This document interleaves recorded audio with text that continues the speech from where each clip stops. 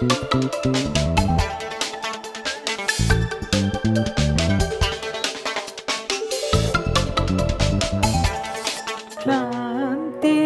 আমার ক্ষমা করো প্রভু, পথে যদি পিছিয়ে পিছিয়ে পড়ি কভু। Ambassador Mohammad Shafiullah, we know that you have been a very successful diplomat and you served in the Foreign Office for more than 32 years. Now you are retired. How you are enjoying your retired life? I did not actually retire from life. I retired from government service, but my job continues. I am still working and I enjoy work, and it's Allah's blessing that I am in good health. I can give time to myself and to my family and to my friends and to my obligations to my society. I am committed to be of some use to my community, my relatives. Would you like to share about your experience as a diplomat in different countries? At the same time, would like to know some of your achievements. In fact, diplomats' achievement is not a single person contribution, it is a teamwork. It is shared by my colleagues also. In 1990, we had a very unique situation faced by the global community, that was Gulf War. During that hours, we had about 75,000 people in Kuwait and in Iraq. So when Iraq invaded Kuwait, so those people, they crossed 70-kilometer no man's land between Jordan and Iraq and Kuwait. And they landed in Amman, waves after waves. And we did not have an embassy in Jordan in those days.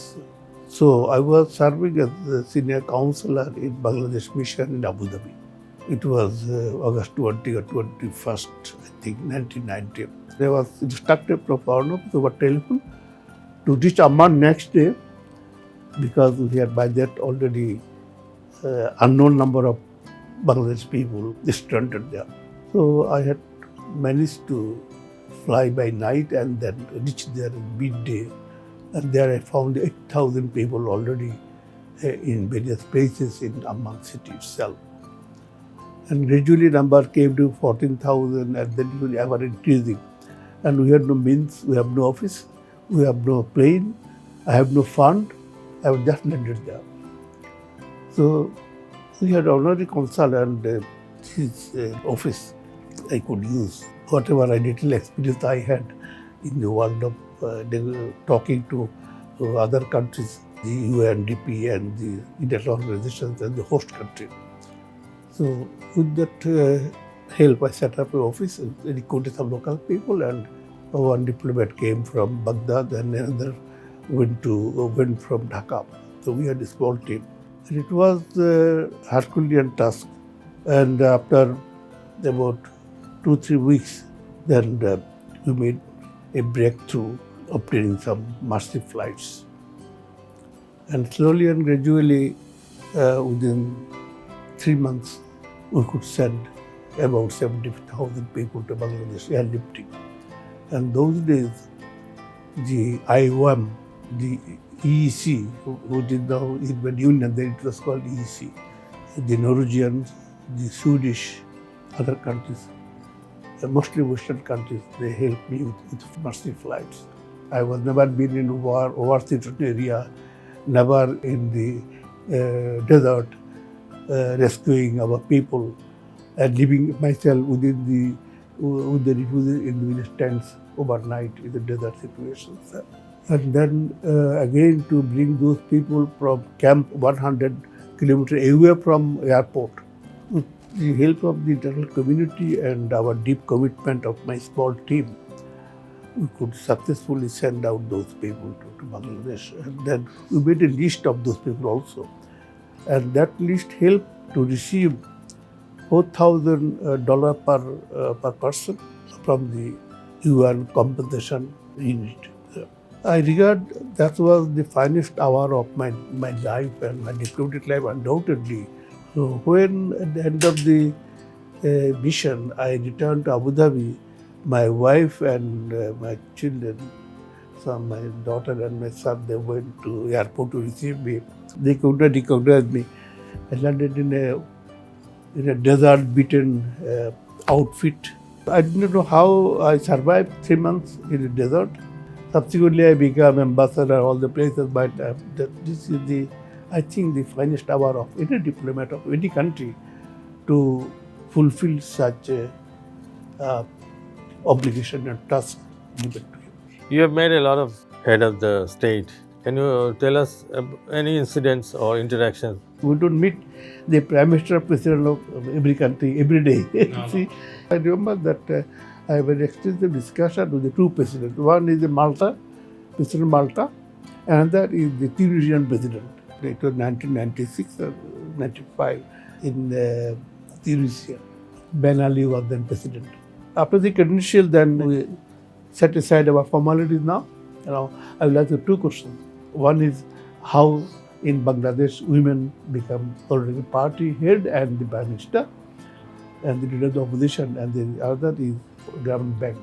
Then I explained how the situation is subcontinent, how Bandar Naika, then Mrs. Gandhi, then Benazir Bhutto, then Prime Minister of Bangladesh, both the distinguished ladies of Bangladesh heading two political parties. And that he much appreciated. He said that in Arab countries we don't have these things, so it is difficult for us to understand.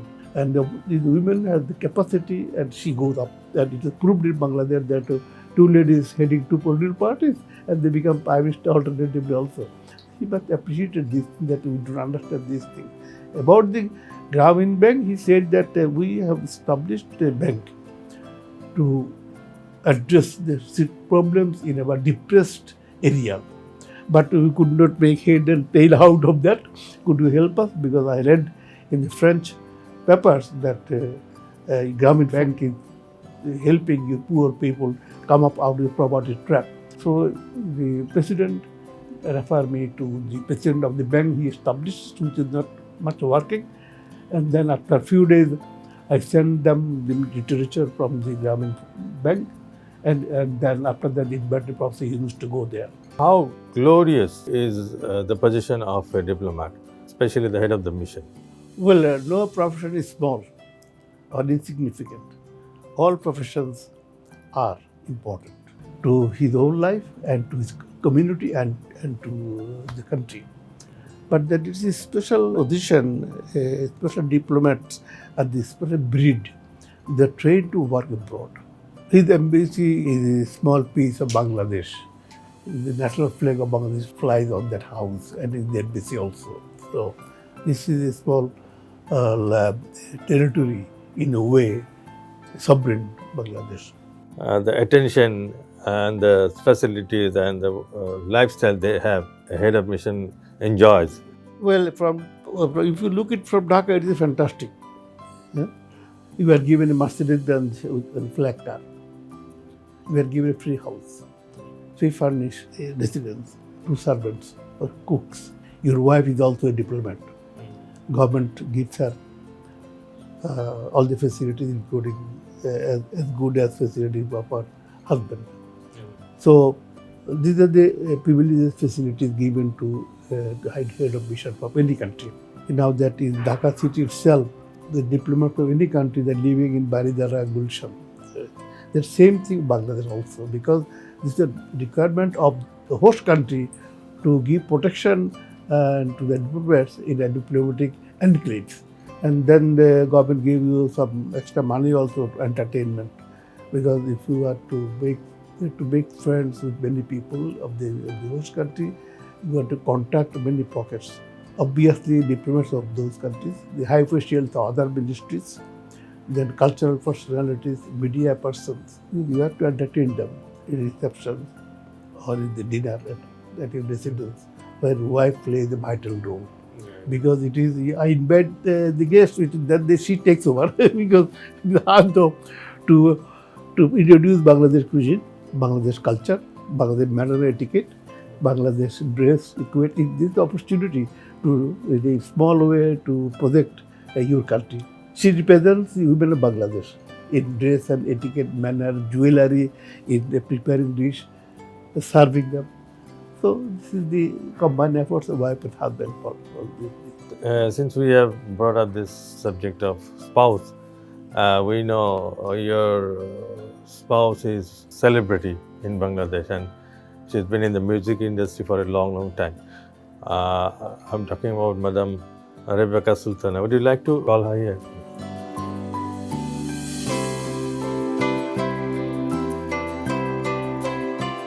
What do you have to say about her? Like her contribution in your life, your success?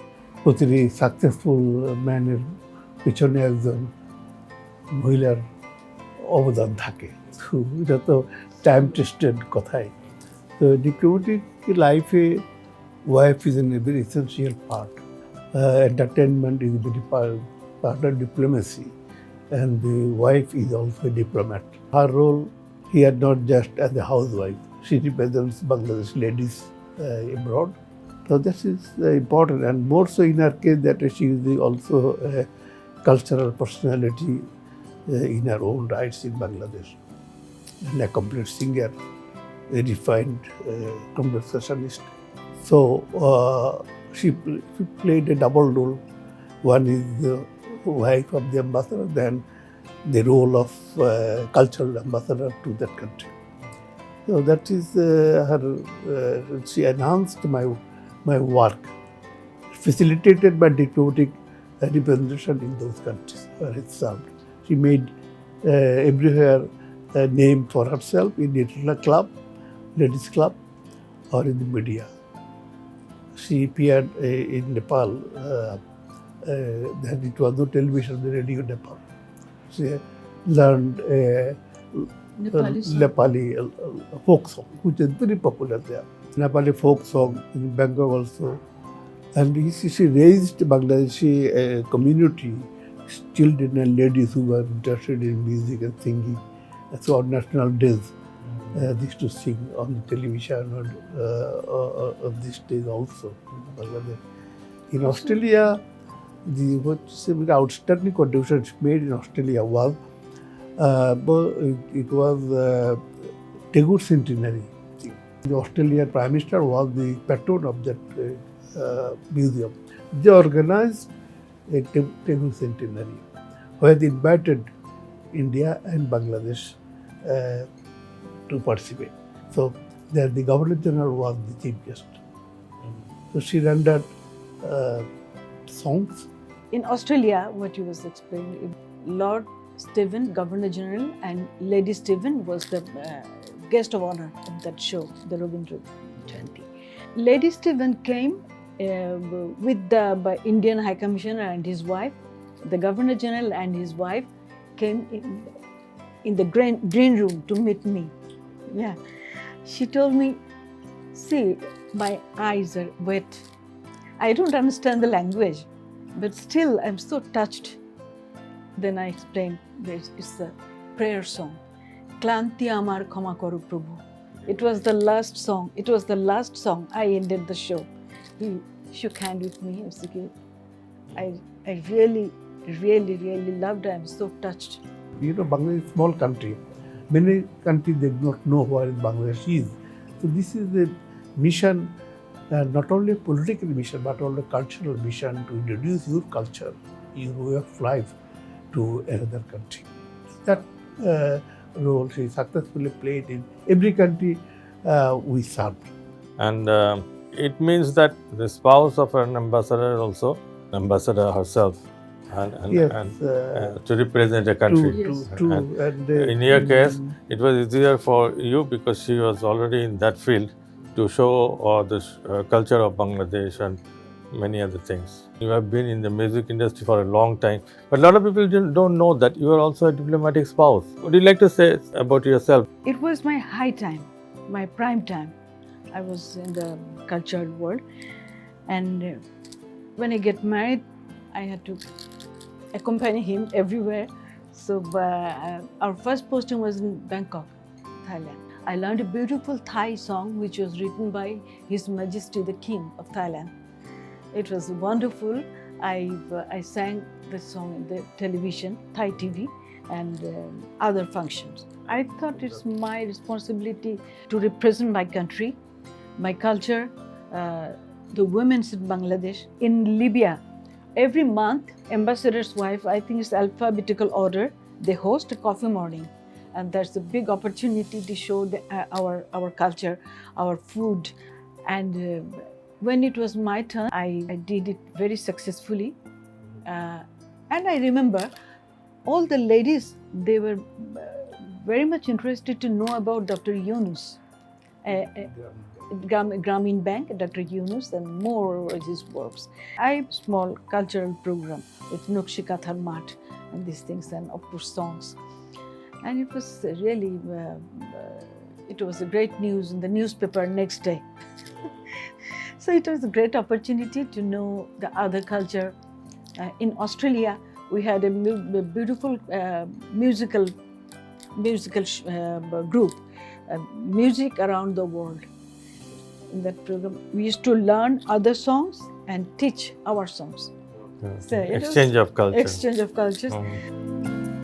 Let us hear about your children, where they are, what they're doing, and We have two children, a daughter, Shahrukh Shafiullah, we call her Nadia, and a son, Shahriyar Shafiullah, Caesar. They are not with us. My daughter lives in California, San Francisco, with her family, 2 kids. Ami Nadia Shafiullah. I'm daughter of Rebecca Sultana and Ambassador Shafiullah. I was asked to talk about my experience growing up as a diplomat's child. I have to say it was a very privileged life. Now looking back, I realize how lucky I was to have lived in so many countries, having learned about so many cultures, making friends around the world. But most of all, I think the big lesson for me, now that I have my own children and I live in the States, it's how important it is to represent your own roots, your own culture, which I saw my parents diligently carry out in all their postings. আমাদের সব দেশের দেশের culture, traditions, how they would share it with their friends and at the parties they hosted in their home, even to the saris my mom wore, সবসময় জামদানি বাংলাদেশি শাড়ি পরার চেষ্টা করতেন. So those are things that I really value and I try to instill in my kids now. My son is in Canada, in Toronto, with his family. He has a daughter, 8+. so you have been having a very nice, very enjoyable retired life, both of you, I guess. Yes. But you're still in the music, and you have been performing on different channels and on functions and all. Music is, when I sing, it's like a prayer, ibadat. আমার কাছে গান আমার ইবাদতের মতো। আমি এখনো regular practice করি, রেয়াজ করি।